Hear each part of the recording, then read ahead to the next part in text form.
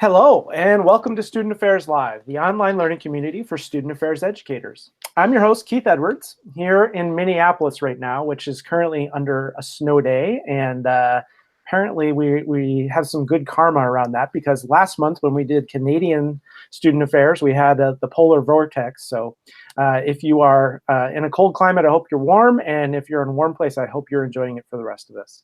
Again, my name is Keith Edwards. I'm your host. My pronouns are he, him, his, and I'm a speaker, consultant, and coach. You can find out more about me at keithedwards.com. On today's live broadcast, we're talking about student affairs side hustles. This episode of Student Affairs is part of the HigherEdLive network. All of our episodes offer you direct access to the best and brightest minds in education, which we have with us today. Be a part of our live broadcast by sharing your knowledge. Participate in today's discussion by tweeting using hashtag HigherEdLive. Thanks to Erika Thompson for tweeting at HigherEdLive and monitoring today's back channel. If you have questions for your panelists, comments, challenges, disagreements, resources, suggestions, advice, please tweet at HigherEdLive. We'll do our best to incorporate you into today's discussion. We broadcast Student Affairs Live approximately twice each month on Wednesdays at 1 p.m. Eastern. All of our episodes are free and easy to access in the video archives at HigherEdLive.com, or you can take HigherEdLive with you on the go by subscribing to the podcast. HigherEdLive is produced by mStoner, a digital-first agency committed to tailored solutions that drive real results. Are you a marketing communication professional who works on your institution's website? mStoner's advanced marketing for higher ed courses is now available on demand and has something for everyone, especially those of you who wear many hats. You'll walk away with better understanding your key audiences, how to create exceptional content with better planning, how to move your website from a capital project to an ongoing process, and more. We're tweeting out a link to learn more about the on-demand course here shortly. And so with today's show. Today we're talking about student affairs side hustles, and that might not be the best term, but it certainly is juicy and gets folks' attention. This might include work outside of primary roles to make ends meet and to help pay the bills. It might be work related to a primary campus role.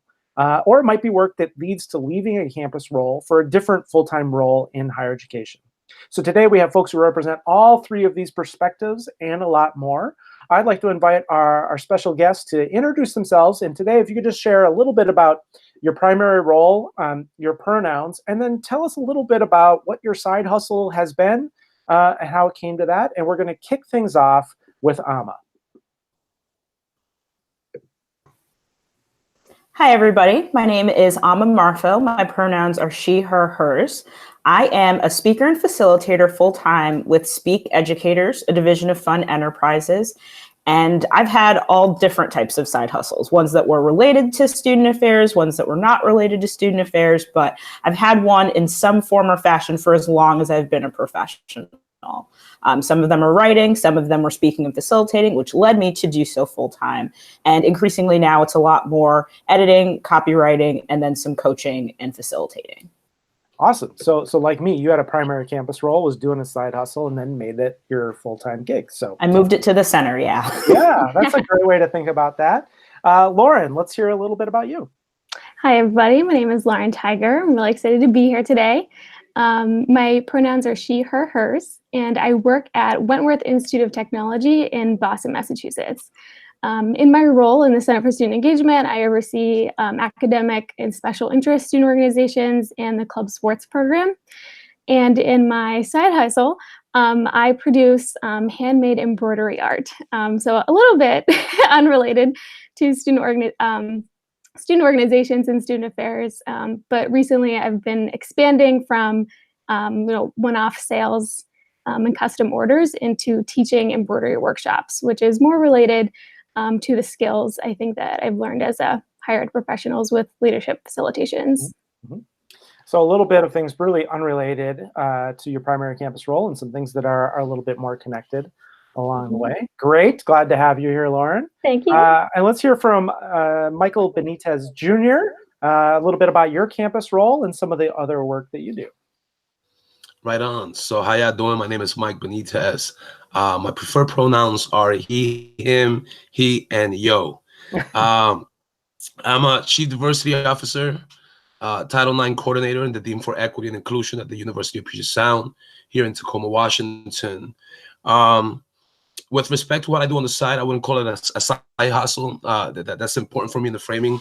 I say that about 20 years ago, I started to just be reached out to by different folks who have seen me do some work at different conferences about the work that I've implemented or done at the respective institutions that I've been a part of over the years.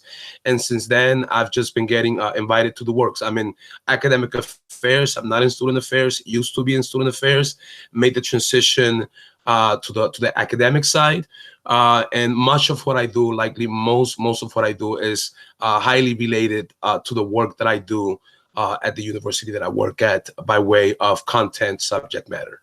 Mm-hmm.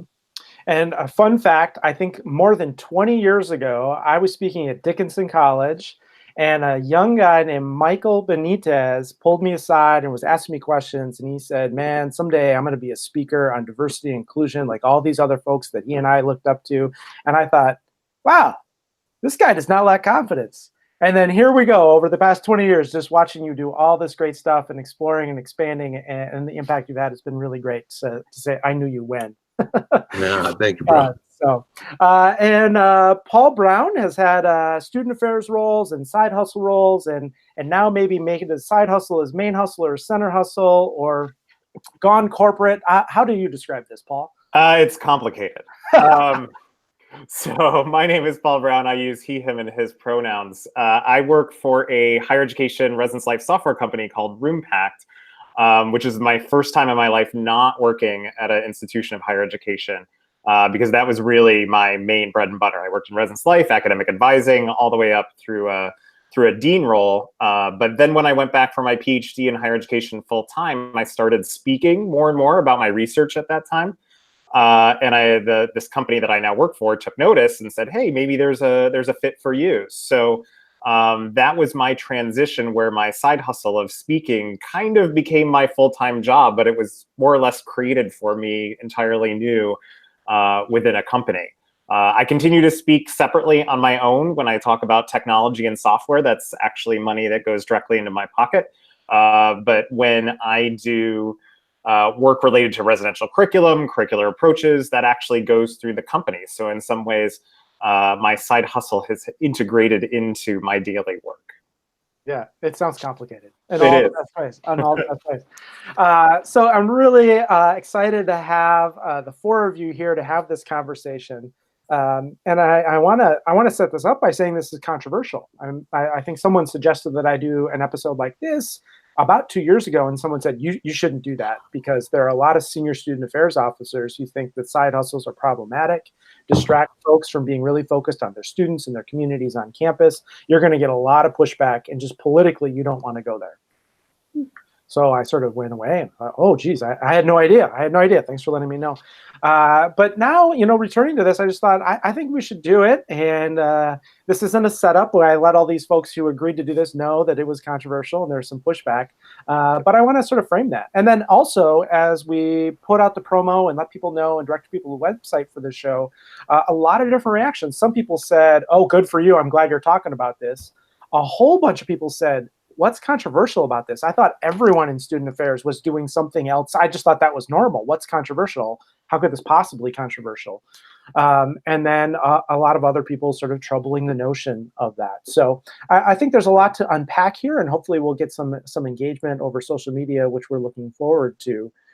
So just what I think frames it as controversial is some senior professionals who think that by getting a salary, folks should be fully dedicated to their campus community and the students, and anything that pulls away from that should be discouraged. And I think there are many senior student affairs folks who value the experiences for the learning and the professional development gained by folks who are traveling and speaking and doing other things, and recognize the way that the institution often benefits by recognition and by name, and that sometimes they're not providing everything that folks need to make ends meet financially. And there are many student professionals who describe this side hustle or having another thing beyond the primary campus role as the new normal in the profession. So we're going to kick this off and get some thoughts here. We're gonna lean into Michael, who gave us a sneak peek by wanting to trouble this whole notion of side hustle. and we're counting on you to trouble it from the very beginning and expand our perspective and kick off the controversy and the fiery, and we'll all kind of jump in. Yeah, no, absolutely. Thank you, Keith. No, I'm appreciating that question, and you know, I find it both controversial and not controversial, and I want to sort of problematize that a little bit. You know, it's interesting because we are in higher ed, and higher ed really underpays its employees in student affairs and academic affairs and different divisions. It really doesn't matter, but student affairs in particular is one of those divisions that requires its staff members to work long week hours, and we're talking about 60 to 70 hours sometimes a week. You have to be on all the time, underpaid. So I could absolutely understand why folks who do this work would like to do something on the side, make a little bit of extra dough to make ends meet in particular. On the other hand, I could see from an institutional standpoint, if someone doesn't maintain a priority for sort of the institutional commitment beyond the hustle, beyond the work that they're doing on the side, then it could become problematic, right? If that starts interfering with the primary work. At the same time, I think something that's important for me to bring up by way of me, when I think about the side thing, I think about it in two ways. I think about it by way of interest and folks that want to do something greater than where they're placed at or where they work at. And I also see something of value of people who do good demonstrated work. And by demonstrated, I'm talking about folks who can prove that their work is impactful and transformative. And in that sense, they're going to be sought out. And I think that has been at least my experience with me. I never had interest in a side hustle. It's something that I started to get invitations and I started to take on to it. It was like, oh, sure. Okay, yeah, I could get down or would love to contribute or journey with you in some way. But I've never let go of this primary focus that is the place where I work at. And the most important piece, and in the end, so I could pass the mic, that I want to say about it is, I have found over the years that a lot of people want to engage the side hustles because they do see other folks see it. And that's where I want to maybe mix up and stir up a little bit of controversy. For me, this work is not about, I'm just simply interested and want to do it because I see everybody do it and I want to get in the game.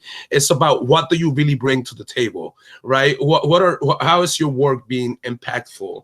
And that's where I'm seeing some of this work at times go sideways. Folks are just like, I want to do this, I want to go there, bring me here. And I'm always going to ask the question, well, what are you offering beyond the norm, beyond what's done? What are you putting out there? And that's the ways in which I like to problematize this. What does it mean? What does it look like? For me, the campus, in many ways, is my experiential ground for implementing work and seeing what's effective, what works, what doesn't, so that when I'm out there, folks could also see some results. Mm-hmm. And so I problematize the way in which folks sometimes look at this as a very real side hustle, but not my way of genuine interest. It's like they're putting the dough ahead of the work as opposed to the work ahead of the dough. Oh, that's a great framing. And I think my experience when I was working full-time at Macalester and doing some speaking on the side, similar to what you're describing, not only was my campus sort of the lab, but I learned a ton as I was on different campuses. I know my staff, I would be gone for a day and a half and I'd come back with all these ideas. They'd be like, great, Keith's back. This is really exciting. He's got all these ideas that we want to do. Paul, you've been doing this in terms of curriculum. You've been doing this in terms of social media identity. You've been doing this in terms of lots of other things.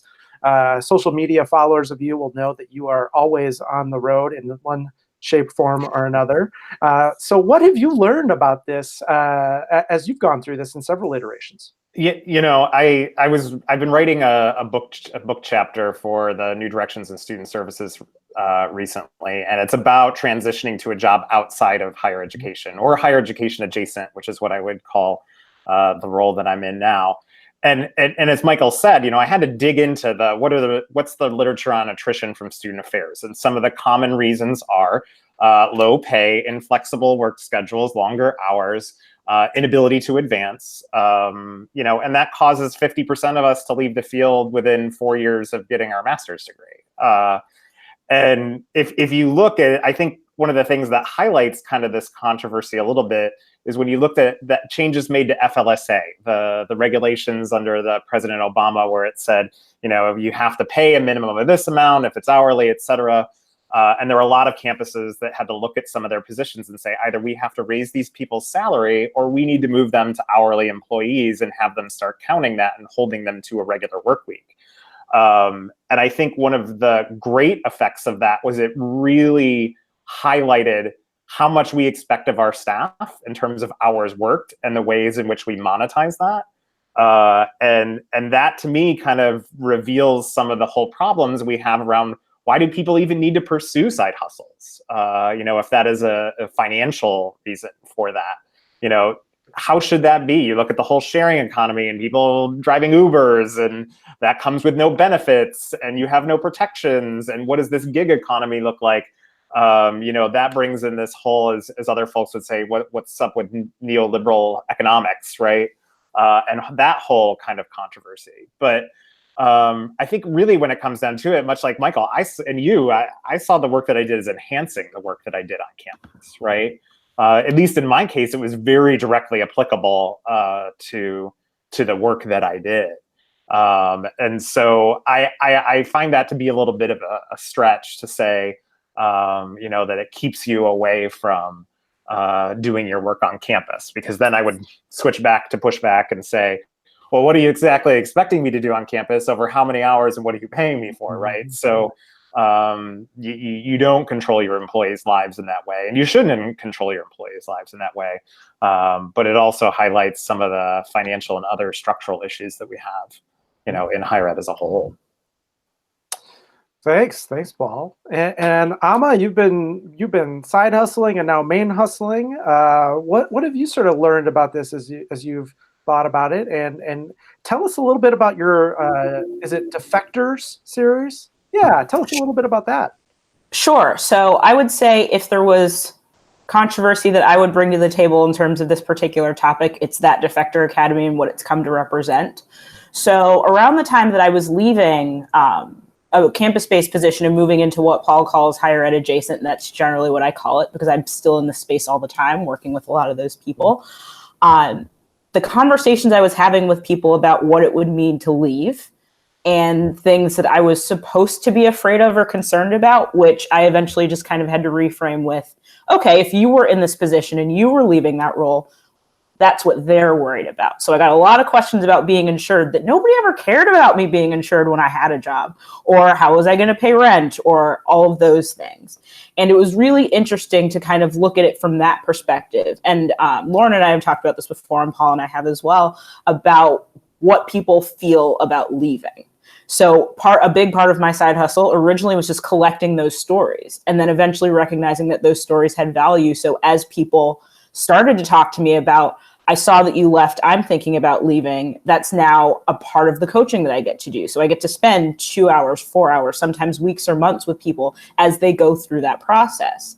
And that to me has been really interesting to look at the controversy around, should we be helping people through that process, or are they supposed to stay? And for me, I think it's valuable to be able to take a side hustle and be able to say, if this is the only thing I want to be doing in 3 years, I want to, like Mike said, get good at this thing and do it for the right reasons. And I think we need to be able to support people in that, understand some of those reasons behind it, and where we can offer support. So that was ultimately the goal of that particular project. First storytelling, and then eventually a means of more structured support and assistance. Well, let's turn this into some qualitative research. So you've gathered all these stories and these blog posts and you've done this coaching. What would you say are like the big themes that come out as you've worked with all these people and collected these stories about? I'm sure you've just learned some obvious lessons. So one of the things that I find really interesting, and one of the things that I think I'm always most interested in, is people will say, I don't know if I want to be doing this, but I genuinely don't know if the skills that I have or the experiences or the talents that I have value anywhere else. Mm-hmm. So I probably spend more time than anything. That's a confidence issue. That's understanding that what you do does have value and you are good at the thing that you're doing. But that's also just education about the market. So things like higher ed adjacent companies, nonprofits, K-12 education, all of those areas that also need the things that we are taught and that we develop over time, helping people then talk about those things in a meaningful way. And putting it in a place where, yes, if it is a concern that you do need to be maybe making more money or have more respect for your time, other places will do that. And the other thing that I wanted to bring up to that point, I talked to a lot of women, I talked to a lot of people of color. There's systemic issues with that in terms of how much we're getting paid. And I think that's also a really considerable thing that we need to bring up, is that some people cannot afford to only have one job. Some of those things are rooted in larger systemic issues. So to me, that should be the controversial piece, is that there are people that are disadvantaged to the point where they don't have a choice. Right. So if that's the case, I want to help people find that. Yeah. Well, and not just the systemic issues around pay, but the systemic issues around recognition and validation and affirmation, right? If people are feeling like, here I have a master's degree and I've been doing this for 5 years, but I don't feel like maybe I don't have the talents. Where did those messages come from? From supervision, from other folks and coming in. And if they're finding that in other places, that can be really great. Lauren, you have a very different story and perspective, and I think one that will be shared by many of the people watching and listening and curious about this. So tell us a little bit about your journey and what you've learned along the way. Sure. So first, I guess I want to begin by saying I feel very lucky to feel really supported at Wentworth. Specifically, like within our office, I'm surrounded by colleagues who see my side hustle as an interesting aspect of who I am as a professional and as a person, and it leads to good conversations about like, how did your workshop go over the weekend, and stuff like that. And I have definitely, even through this conversation, I'm thinking like, yeah, there are some life lessons, there are some skills that, while it's not keynoting on something that's directly related to the content of what I'm doing, I'm gaining different types of facilitation skills, and learning more about myself as a presenter, which is very valuable too. But I wanted to bring up the point that I wonder if this is more of a new norm for millennials and generational Z generations, who are graduating with more and more student loan debt that might be contributing to this new reality of just having to have multiple streams of income, and that kind of shows up and categorizes itself as a side hustle within a full-time job. And even thinking about my own friends who are about 5 years out of undergrad, who aren't necessarily in higher education but are in nonprofit sectors, who definitely have to have those types of multiple streams of income, because of the values of millennials and how that's shifting, to get married later, to not buy a house quite as early as other generations, and paying off those student loan debts becomes much more of a priority. Mm-hmm. Got to buy that avocado toast. we snuck that in. I have to say it. Got it. You scored some generational bingo points. Yeah, so a couple of things that I want to mention that we haven't spoken to is, I think when I was working at McAllister, the work that I would do, one of the things that I don't think people recognize was how helpful that was in recruiting new staff. Right, we would interview people that say, "Oh, this got put on my radar because I saw Keith speak at this conference, or he came to my campus, and I just really liked what he had to say, and so I gave it a second look." And how often, what a useful thing having people from your campus out doing other things can be in terms of recruitment. And I certainly see that now as I work with colleagues like Paul and others, where people come up to them and say, "What campuses are you at? I really like what I'm hearing from you.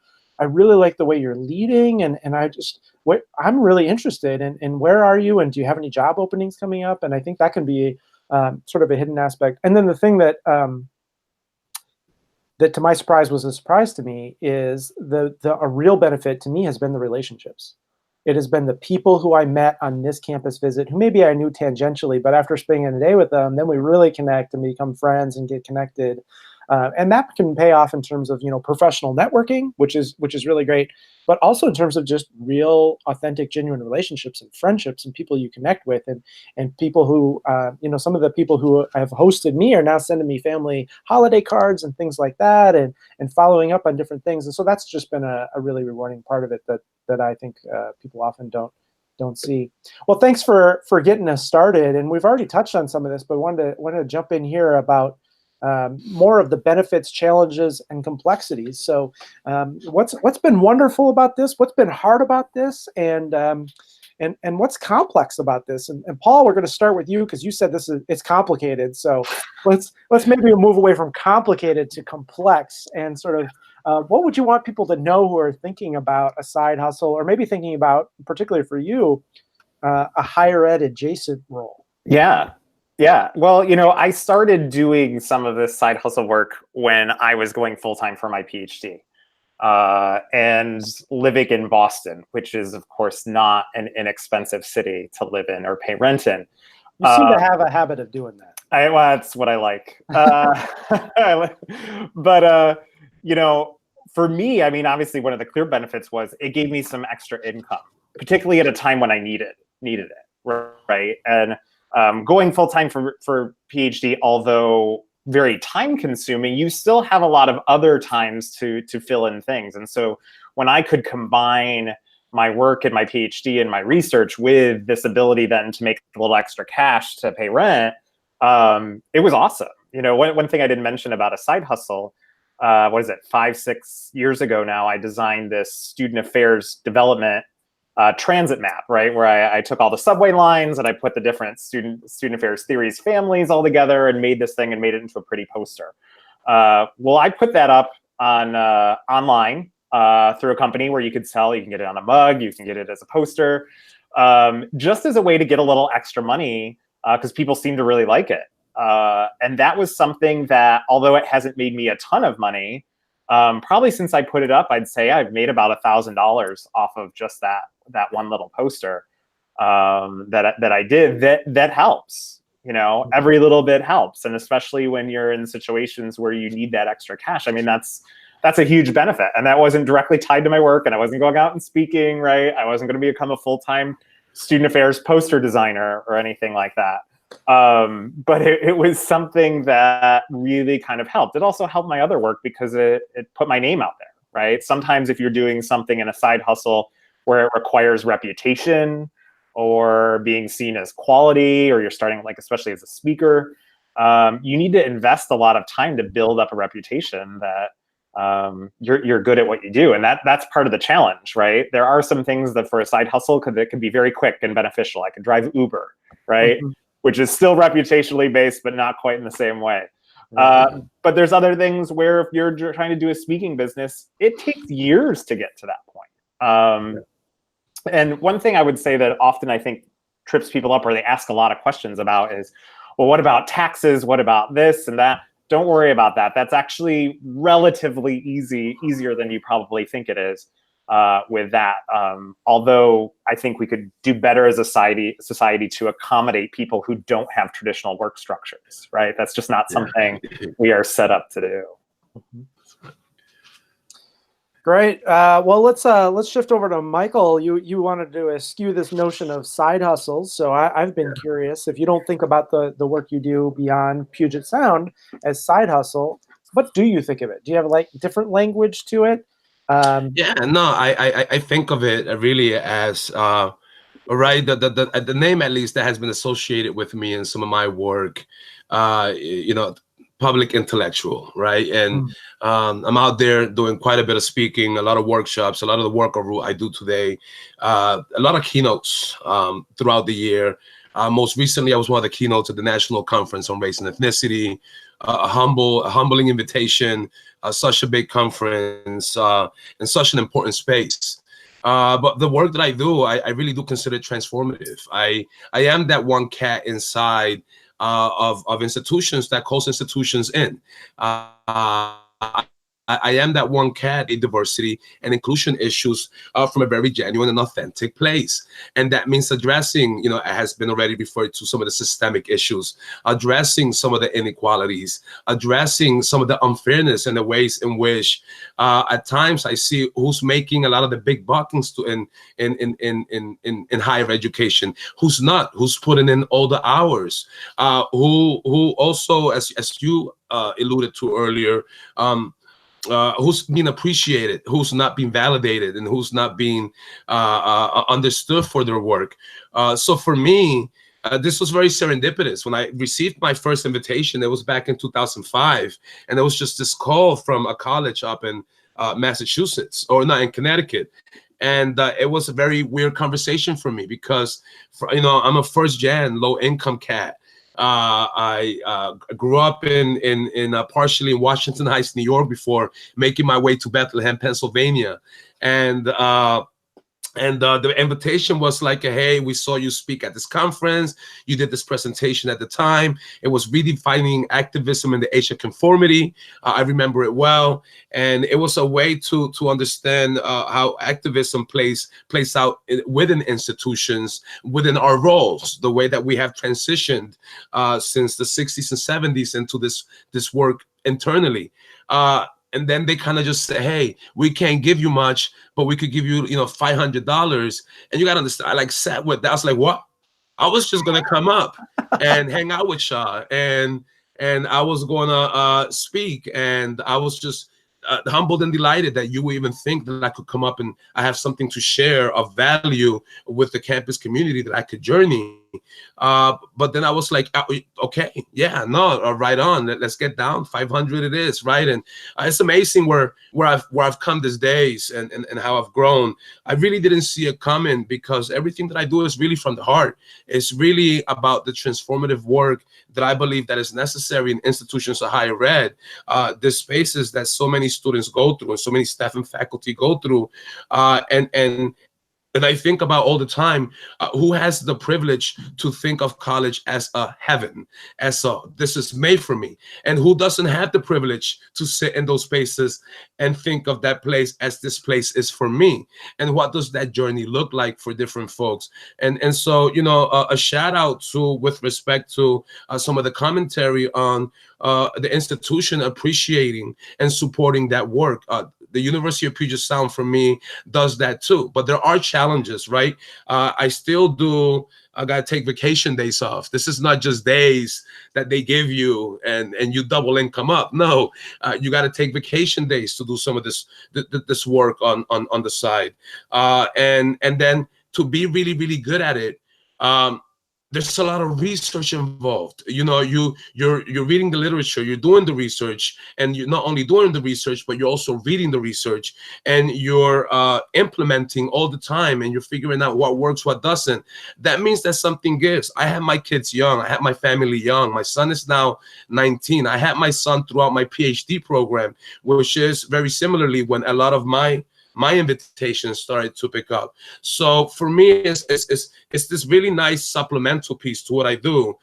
And it's great. I'm a dean, I'm a CDO, I'm a Title IX coordinator. That means I'm really, really, really busy all the time. And then I carve some time out to do this work that I'm invited and called upon to do, that I think is important. So for me, it's really has been a calling beyond a side hustle. Not to say that I don't appreciate the supplemental income that comes with it, but I also believe, for me at least, one of my biggest roles in the work that I do as I've come up in this world, right, or as people say, I've come up, is that I remain accessible to the people that I believe need access to us the most. Mm-hmm. And I really problematize the way that many folks who consider themselves side hustlers have attached themselves from the people that need access to them the most. And so maintaining that level of humility for me is really, really important about it, and really looking to challenge the neoliberal establishments that these have become. Wow, we got avocado toast and neoliberal establishments. We are just killing it at the bingo game here. And somehow, Michael, you've got to get that from Washington Heights, New York to Bethlehem, Pennsylvania. You got to get that over the Fresh Prince of Bel-Air. I think you got to hit there. I think you can make that happen. I want to give a shout out to Erika Thompson, who is crushing on Twitter. She sent out a blog post I had about suggestions for a side hustle. She sent out a link to Paul's transit map. So as he referenced that, people can see that there. And also a contrarian view about why you shouldn't do a side hustle. from a life hacker post from last week. So there's some good things for people who want to engage on the hashtag there. Lauren, what has been some of the challenges and benefits and complexities that you've seen? Sure. I kind of want to provide a little bit more context around that. So for myself, I went straight from undergrad to graduate school. And then right whenever I graduated, I landed this cool job in Boston, figuring out, what do you do after 6:30 p.m.? I realized I had nothing to do because all I had known is studying, do your work, write your papers, etc. So really how this started for me was I was figuring out, what do adults do with their free time? What are hobbies that I can learn? And that's really what I got started with, fiber arts and hand embroidery. And so a colleague of mine actually mentioned this a couple of years ago, and it's always stuck with me, that they sew because so much of the work that we do in higher education and student affairs is so intangible.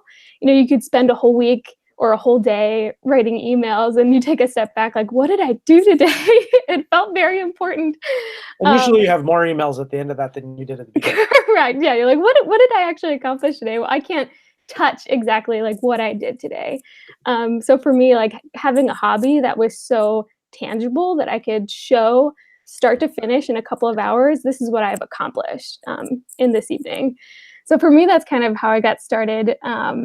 And, it might not necessarily be for everyone to create something like that, but because of course, I grew up in Western values instilled in me that productivity is king, I felt like I had to move from this hobby to, then selling it, because most people, what they comment on, like, oh, did you make that? Did you do this?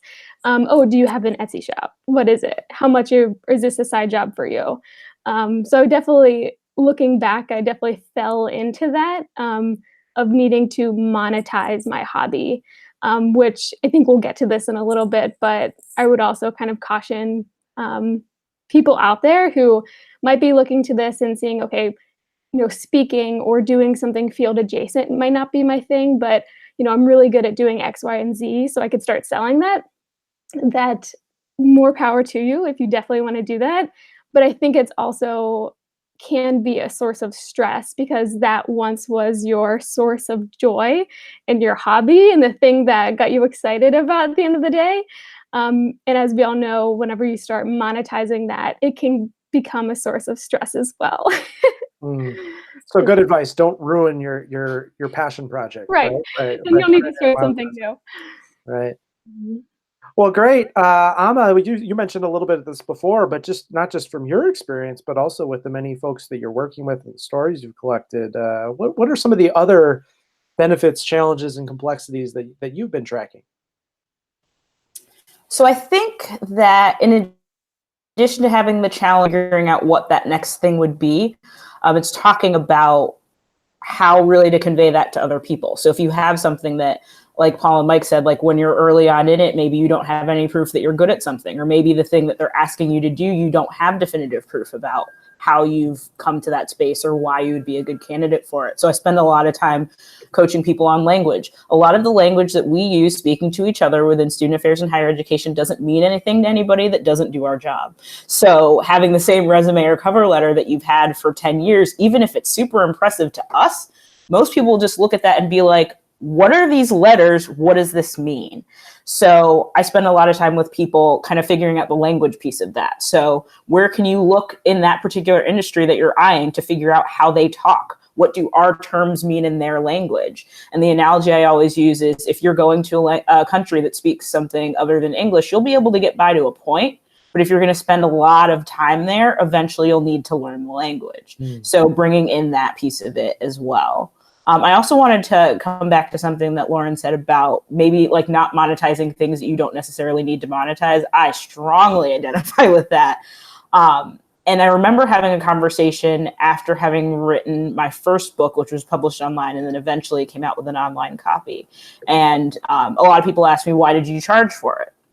Which theoretically I didn't need to, because I had been blogging for free for a couple of years and was really enjoying it. But one of my individual goals, not as a professional, but just me as a human being, was to be a paid writer, which means at some point I had to charge for what I was doing. Otherwise, that doesn't really come to fruition. It's super rare that people will come and just give you money without asking. So for me, that was just, I have to charge for this. This is what it was worth, and people would pay for it. But there's also writing that I do that I don't get paid for. And there are days that I really need that to be the case, because I need there to be no stakes with that type of writing. So I think being able to balance that out as well. I know there's an article going around this week that's talking very specifically about not needing to charge for something that you enjoy, like just enjoy doing it. So I just want to affirm what Lauren said and say there's absolutely space for things to do on the side that don't have to feel like they're being hustled. Just enjoy it if you enjoy it. Mm-hmm. Yeah, great. Well, we've got quite a few people joining us and watching this live and chiming in on social media and Twitter. And I think many of them maybe are curious or have been thinking about this. So I'd love to hear what advice would you have for people who maybe are thinking about starting something, or maybe folks who are thinking, I've been doing this a little bit. Do I want to expand this? Lauren, you already mentioned not making your hobby into a job. Any other suggestions you'd have for folks along the way? Sure. I think I would, reach out, and whatever it is your platform is for your online community. I think for Etsy sellers in particular, Instagram is the culture of where makers live. And I've actually found a really lovely, supportive community that I think I draw a lot of parallels from the student affairs community as well, where it's a lot of folks who are trying to make a difference through whatever sort of socio-political conversation or statement that they want to put out there on embroidery. It's become a really interesting space to create change, and it's really, really grown, and it's kind of they call it a form of craftivism. To create different opportunities to gather around people, either on person or online, to chat about what's going on and make sort of a statement with what it is that the art that you make. But that's pretty specific to art. I would say if you're interested in selling something that you make, to reach out to other people who've done it, see what kind of tips that they have. But if you're something that you've been thinking about forever, I remember hearing this from a university president a couple of years ago. They were speaking on graduate degrees. And if it's something that you've always wanted to do, what's stopping you exactly? I'm sure that there's a million different reasons, but a year from now, you could have said that you started last year. So I always kind of have that in the back of my mind as well. Take a leap. All right. Michael, what advice or suggestions would you have for folks who are contemplating this or contemplating expanding what they've done? I think for me, follow your heart. This is a tough. It seems like a simple question, but real talk, it's a tough question for me, because I think I was called upon to do this work in a way that I didn't see coming. That I didn't know was possible, just that I've appreciated over the years, even when Speak Out, the Institute for Democratic Education and Culture, reached out and said that, invited me to submit a memo because they heard my name, and if possibly having me on the roster, and that's the agency that represents me, which is wild in itself. You got to understand, from where I come from to that. It's still surreal. I don't think I fully soaked that up yet, right? What does that mean to go from here to here? I would say, if I was to give a piece of advice, is to really have a conviction behind what you do. If you're doing it because you love it and you think it's important, and you think it's going to impact the people around you and the world, and it's going to make spaces better, but you're really in it because it's first and foremost about that impact and transformation, hone it in, let it speak for itself, and it will speak for itself. I'm not a big self-promo cat, Keith. You've known me for a while. I'm not out there, bring me here, bring me there, and although I get that hustle and that piece of, and the importance of that for many, and I get that. I've always personally struggled with that in some way. Although I also understand that I'm in higher ed and I love being in higher ed. And I think that higher ed for me, it's really valuable. It's very central to my identity and what I do. But I would say love, first and foremost, love what you do. Do it with conviction. Don't do it just because it brings in some dough. It's gonna show. It's gonna show. It shows when you see folks do it just to do it. But when you do it because you mean it and it's part of you, that shows too. And people hold on to that and they receive what you have to share. And that co-design and that co-journey, and as you mentioned, the relationships that come with it, just happen in more organic ways and in more healthy ways. So that's my response to that by way of my advice, because I really don't have this advice. I just want to say, love what you do. Mm-hmm. Let it be about that love. Yeah. I think that's true. I think for in my experience, when I'm doing things that I am excited about and energized and passionate about, that's when it's fun. That's when it's engaging, and that's when I'm good at it, frankly.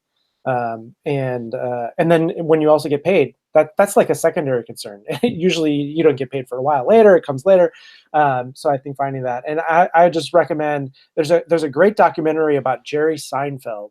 That you can find on Netflix. It's pretty old now, but it's when Jerry Seinfeld ended doing the Seinfeld show and he created his stand-up comedy act. He retired all of his bits and started from scratch. He would never tell a joke he'd ever told before. And it's a short 50-minute documentary, but there's Jerry Seinfeld who starts his act from scratch, and there's another comedian who's trying to become famous. And you just see the juxtaposition, and it's really what Michael's talking about. This other guy wants to be famous. He deserves what he gets from the audience. He wants to be paid. He wants to be a star. He thinks the audience is stupid. He deserves this. And then Jerry Seinfeld just wants to make the audience laugh.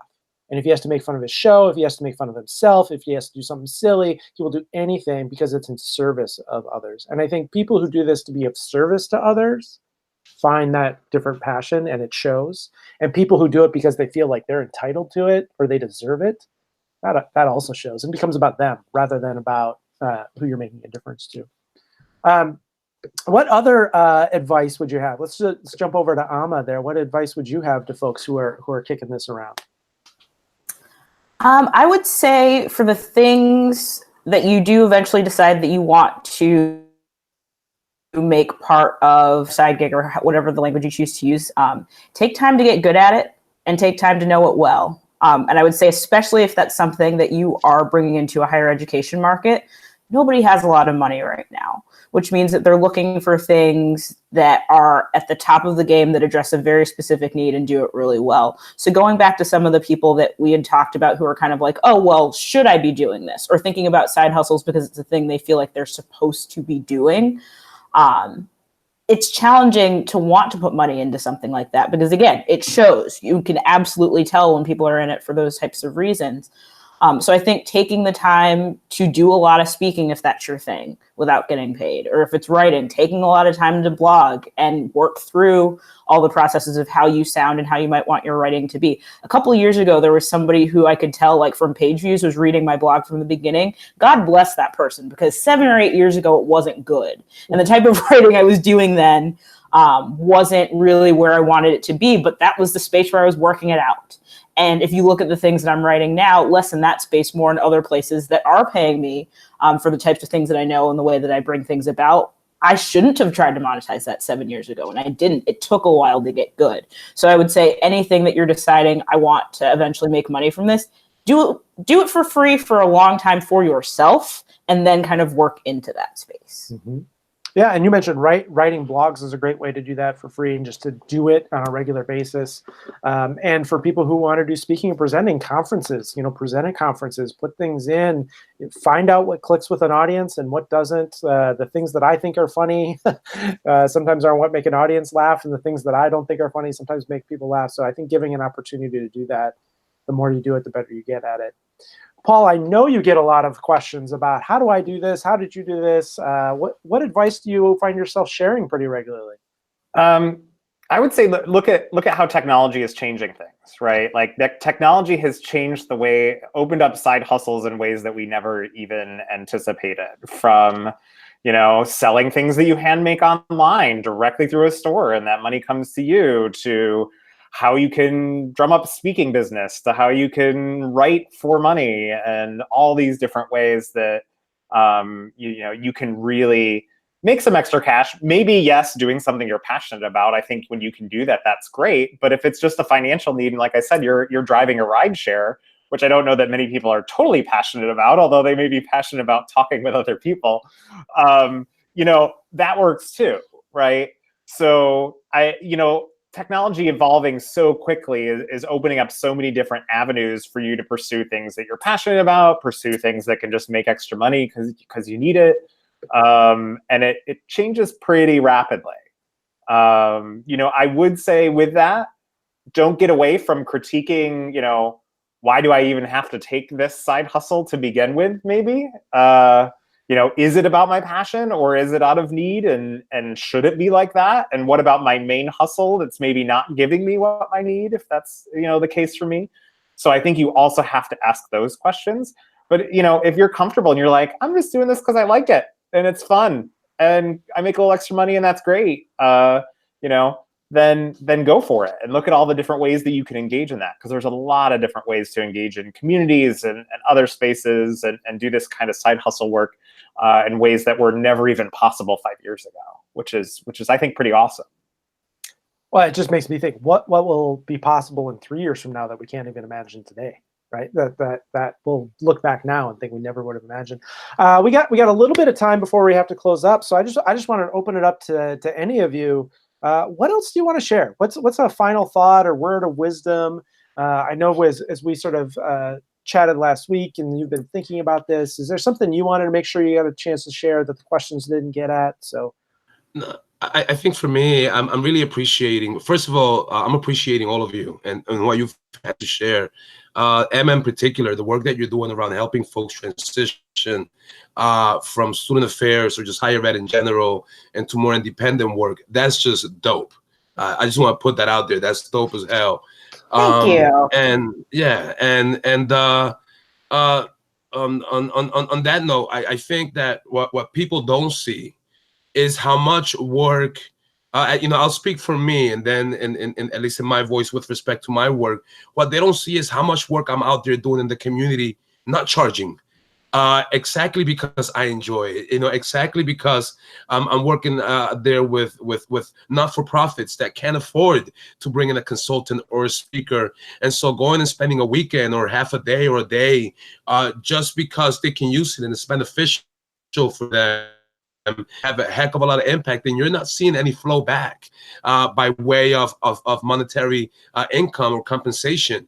It's just really at the enjoyment, the passion, the fun, Paul, as you mentioned, even if it's just a thing that you like to do on the side and it could be a little bit of income, but the word conviction really sticks out at me. And whether that's with not-for-profits or whether that's with middle schools or elementary schools, or just working and collaborating with community members, or with different groups that are out there who are working together to figure out how to best do some of this work and carry out this work.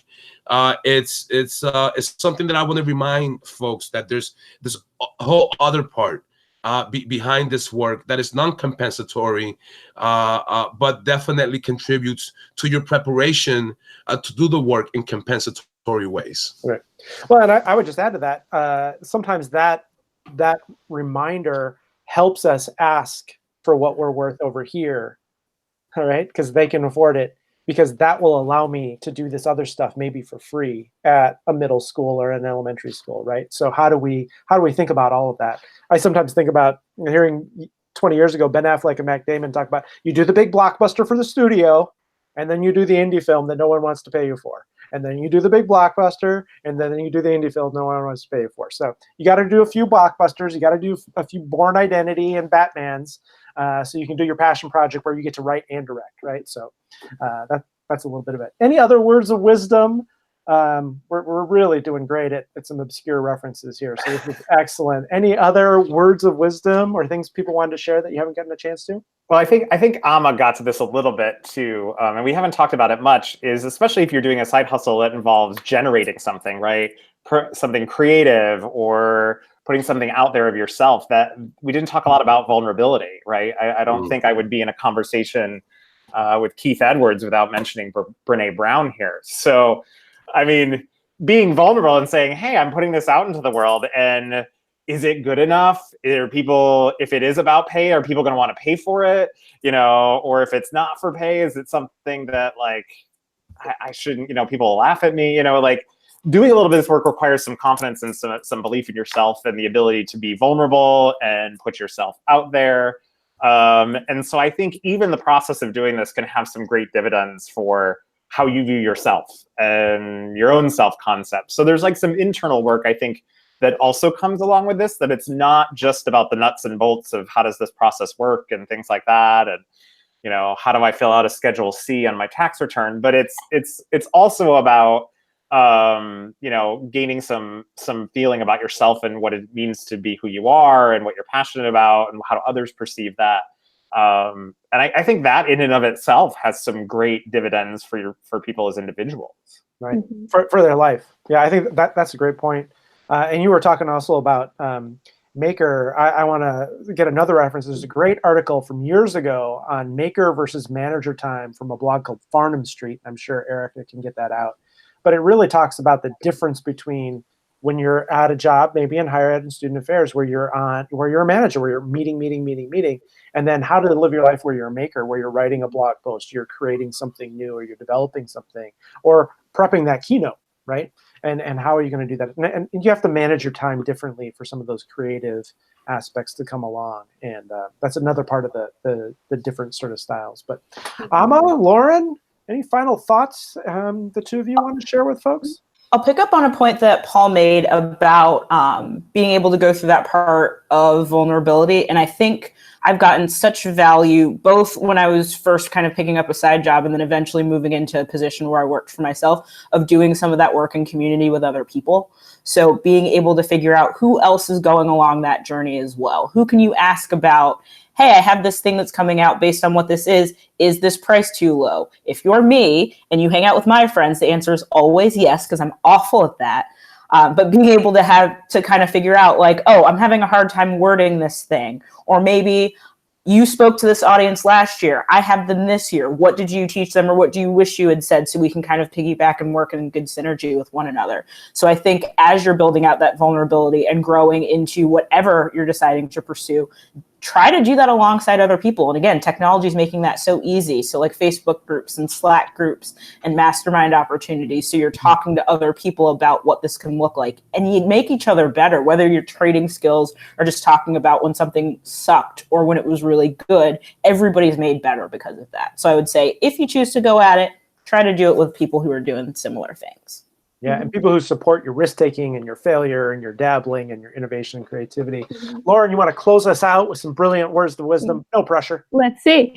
To carry on with the vulnerability train, I also wanted to mention, you know, we know as higher education professionals, and from what we know how students learn, making room for space to reflect and make meaning is so important and powerful. And having a side hustle could be a way to force you into that space of reflection. If you are prepping those keynote notes or making something creative, it's often where I find myself mulling over like a tough conversation I had or something that's happening within the larger, you know, social context of America. It can be really helpful to force those reflective moments to make meaning. Yeah. Awesome. Well, I want to thank all of you. I'm so grateful for your time today as panelists, your insights, your risk-taking on this controversial topic.